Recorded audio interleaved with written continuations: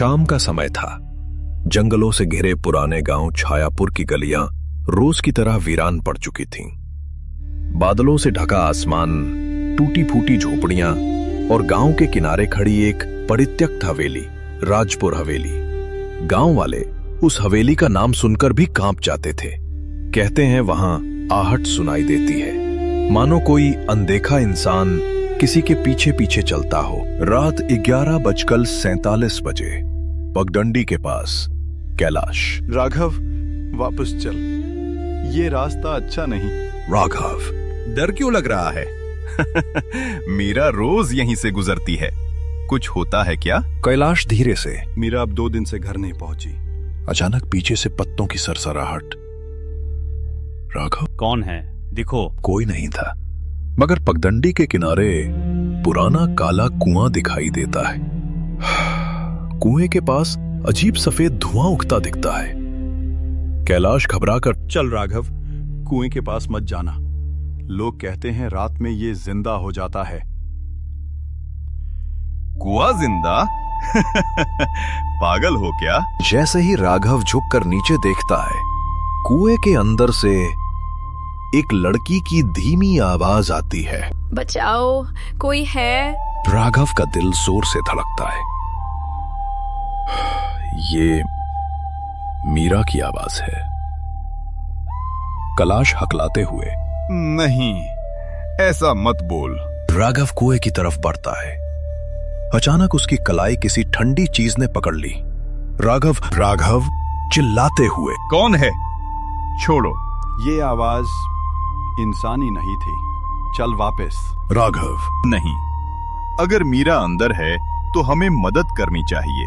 कैलाश, जो भी अंदर है, मीरा नहीं है। अगले दिन दोनों गांव के बुजुर्गों के पास जाते हैं। राघव, मीरा कल रात कुएं में थी, हमने उसकी आवाज सुनी। सभी बुजुर्ग चुप हो जाते हैं, जैसे कोई निषिद्ध शब्द बोल दिया गया हो। एक बुजुर्ग, कुएं से सुनी गई आवाज किसी इंसान की नहीं होती। वो आवाजें बुलाती हैं। मतलब क्या? कुएं में जो बसता है वो किसी का रूप लेकर बुलाता है। तो मीरा? दूसरा बुजुर्ग, मीरा अब जिंदा है या नहीं, कोई नहीं कह सकता। राघव और कैलाश जंगल के भीतर बाबा रुद्रनाथ के पास जाते हैं। रुद्रनाथ, तुम दोनों रात में काले कुएं के पास थे?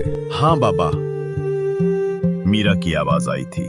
बाबा के चेहरे पर गुस्सा और डर दोनों झलकते हैं। वो मीरा नहीं थी, वो वही था। कैलाश, ये वही कौन है? जिसका नाम लोग लेना भी पाप मानते हैं। वो काले कुएं में कैद एक पिशाच आत्मा है। 100 साल पहले तांत्रिकों ने उसे कुएं में बांध दिया था। तो मीरा कहाँ है? बाबा कुछ पल शांत रहते हैं। अगर उसका रूप दिखाई दिया है तो असली मीरा शायद अब इस दुनिया में नहीं बची। राघव की सांस रुक जाती है। उसी रात राघव अकेला अपने घर के बाहर बैठा है। अचानक कोई धीरे से उसका नाम पुकारता है। राघव? वही आवाज, मीरा की आवाज। राघव चौंक कर, कौन है? मीरा? अंधेरे में मीरा की परछाई दिखती है। मीरा धीमे स्वर में, मुझे बचा लो। मीरा का चेहरा धुंध से बनता है और आंखें पूरी काली हो जाती हैं। मीरा भयानक आवाज में, आजा मेरे पास। राघव पीछे गिर जाता है। राघव कांपते हुए, तुम मीरा नहीं हो। परछाई अचानक चारों तरफ फैल जाती है। अगले दिन राघव बाबा के साथ कुएं पर जाता है। रुद्रनाथ, कुएं में आज रात तंत्र करना होगा, नहीं तो वो आत्मा बाहर आ जाएगी। अचानक कुएं के अंदर उबाल आने लगता है। काला पानी तेजी से घूमने लगता है और कुएं की दीवार पर चढ़ता है मानो जीवित हो। कैलाश डरते हुए, ये क्या हो रहा है बाबा? वो बाहर निकलने की कोशिश कर रहा है। कुएं से कई हाथ निकलते हैं, काले चिपचिपे बेहद लंबे हाथ। हाथ? इंसानी? नहीं, ये उन सब की आत्माएं हैं जिनको वो खींच चुका है। एक आवाज।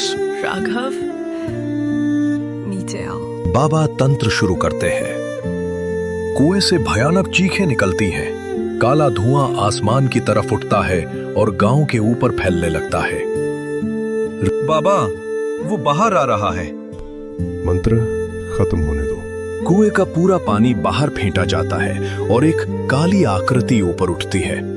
आंखें, बिल्कुल खाली चेहरा, इंसानी और जानवर का मिलाप। आवाज, हजारों चीखों से बनी काली आकृति।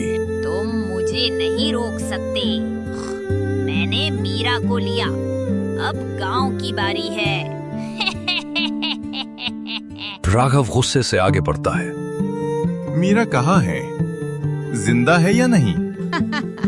वो अब भी कुएं में है, पर शरीर नहीं, सिर्फ आवाज।